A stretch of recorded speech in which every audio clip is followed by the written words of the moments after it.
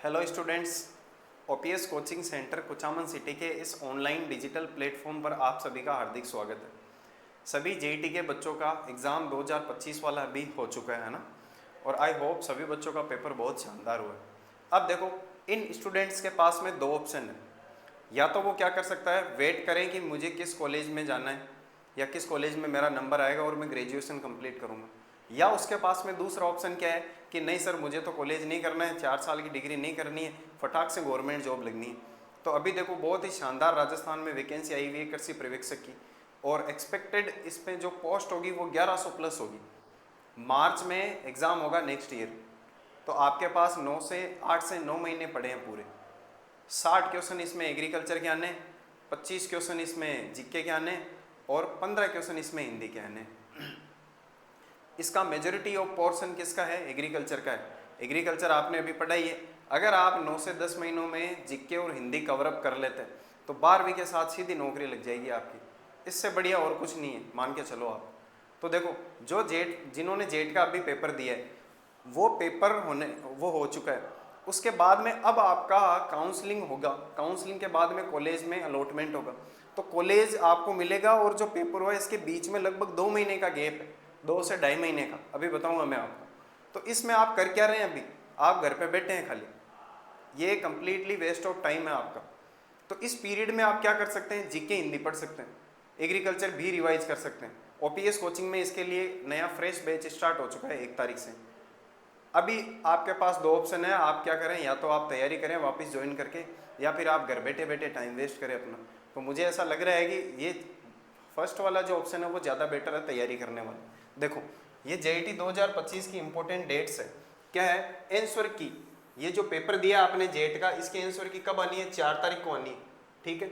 और इसका रिजल्ट कब आएगा? आपके कितने नंबर बने टोटल जेट में, वो कब आएंगे? 16 तारीख को पता लगेगा। तो देखो, आज से लेके 16 तारीख के बीच में 4-5 दिन, ये 14-15 दिन पड़े हैं अभी, है ना। और काउंसलिंग फॉर्म स्टार्ट, आपका स्कोर कार्ड आने के बाद में फर्स्ट काउंसलिंग का जो फॉर्म स्टार्ट होगा ना, वो कब होगा? 28 तारीख को होगा, लगभग 1 महीने बाद में अभी। और इस फर्स्ट काउंसलिंग का रिजल्ट कब आएगा? लगभग 12 तारीख को। सवा महीना, 1 से सवा महीना आप घर पे बैठे बैठे ये देख रहे हो कि काउंसलिंग में कब रिजल्ट आया है, कौन सा कॉलेज मिला है। ये आपको 12 तारीख को पता लगेगा पहली काउंसलिंग के रिजल्ट में। फिर देखो, अगर आपको कॉलेज अलॉट हुआ है या नहीं हुआ है, या ऐसा हो गया कि आपको वो चाहिए नहीं, अपवर्ड लगाया आपने, तो उस सेकंड काउंसलिंग का रिजल्ट कब आएगा? 19 तारीख को रिजल्ट आएगा। 3 स्टेप में काउंसलिंग होती है। फर्स्ट काउंसलिंग का 12 तारीख को, सेकंड का 19 को, ठीक है। फिर देखो, अगर सेकंड में भी आपके कुछ समझ में नहीं आ रहा कॉलेज, तो फिर से अपवर्ड लगाओ। फिर आएगा थर्ड काउंसलिंग का रिजल्ट, है ना। वो कब आएगा? 24 तारीख को। 24 तारीख को आएगा। तो लगभग देखो 2 महीने हो गए ना। तीसरी काउंसलिंग का रिजल्ट पहुंचते पहुंचते कितने महीने हो गए? 2 महीने हो गए, ठीक है। हाँ, अब देखो, फाइनल कॉलेज रिपोर्टिंग, ठीक है। फाइनल कॉलेज रिपोर्टिंग वो कब है? 29 और 30। अब ये बात देखो, देखने वाली क्या है, अभी कौन सा 7वां महीना चल रहा है ना, और ये देखो 8वां महीना, ठीक है।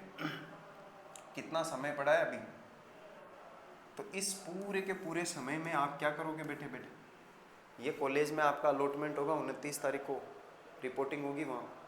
इससे पहले क्या करोगे? 29 तारीख से पहले। कंप्लीटली वेस्ट ऑफ टाइम है आपका, पूरा घर बैठे बैठे टाइम वेस्ट करोगे। तो इस 2 महीने में क्या कर सकते हो? आप तैयारी कर सकते हो अच्छे से। अब देखो, मान लो कईयों का ऐसा है जिनका अभी भी नंबर नहीं आया, तो फिर एक स्पोर्ट काउंसलिंग होती है। स्पोर्ट काउंसलिंग का मतलब होता है कॉलेज में वहीं जाके आपको डॉक्यूमेंट जमा करवाने। कॉलेज में ये बीकानेर यूनिवर्सिटी बताएगी कि कहाँ पे कितनी सीटें खाली है, तो वहाँ पे आपकी स्पोर्ट काउंसलिंग होती है। Sport counselling if seat vacant, यदि कॉलेज में सीट खाली रहता है तो वो कब स्टार्ट है? 19 तारीख को, है ना। ये 4 नहीं है यहाँ पे, है ना, ये यहाँ पे 9 है। हाँ, और इसका फाइनल रिपोर्टिंग कब है? कॉलेज में इसकी फाइनल रिपोर्टिंग है 26 को, 26/9। तो देखो 3 महीने हो गए।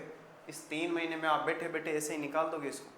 बाकी 3 महीने में अगर कोई पढ़ने वाला पढ़ाई करे ना, तो 30 से 40% जीके कवर कर लेगा, हिंदी कवर कर लेगा, एजी रिवाइज कर लेगा पूरी, ठीक है। तो ये चीज़ें हैं। अब देखो, अब जो बच्चे इच्छुक है सुपरवाइजर की तैयारी करने के, कि सर हम घर बैठे बैठे करेंगे क्या, वहीं आ जाते हैं वापस हॉस्टल में, और हम तैयारी करेंगे। नंबर आया तो ठीक है, नंबर नहीं आया तो सुपरवाइजर की कर लेंगे, वरना लॉन्ग ईयर बैच में बैठ जाएंगे अपने कोचिंग में वापस। तो ओपीएस कोचिंग इसके लिए क्या कर रहा है, देखो कृषि पर्यवेक्षक के लिए ओपीएस का प्रयास कोचिंग क्या कर रहा है। सबसे पहले प्रिंटेड बुकलेट, आपको सुपरवाइजर बैच में प्रिंटेड नोट्स मिलेंगे कंप्लीट।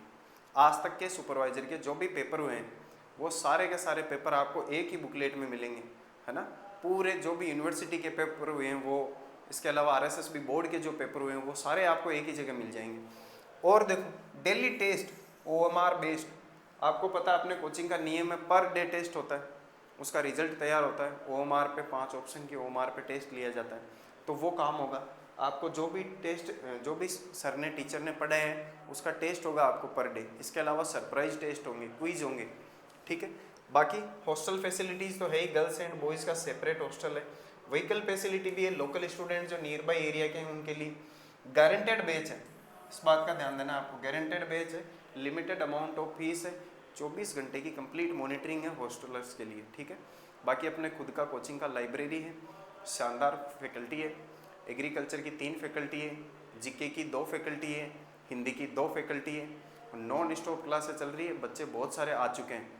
तो आज ही आप लोग कोचिंग से जुड़े। अधिक जानकारी के लिए अपने कोचिंग पे जो नंबर दिए हुए हैं उन पे संपर्क कर सकते हैं। इस कंप्लीट बैच को मैं लीड कर रहा हूँ, अंडर माय गाइडेंस एग्रीकल्चर, है ना। सब कुछ बहुत शानदार तरीके से चल रहा है, एक बार आप इसके ऊपर ज़रूर विचार करें।